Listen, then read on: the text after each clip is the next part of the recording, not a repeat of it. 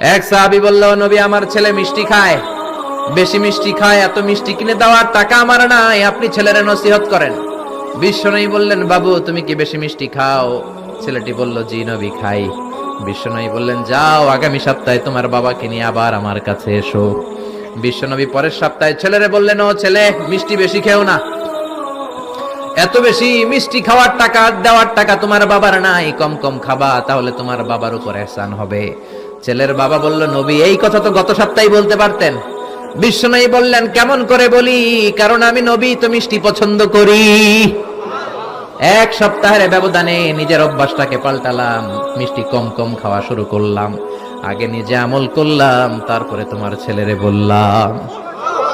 সুবহানাল্লাহ। বাড়িতে যে কি রহমতের নবী, কি বরকতের নবী, নিজে কিছু আমল না করে অন্যরে বলতেনই না। সুবহানাল্লাহ।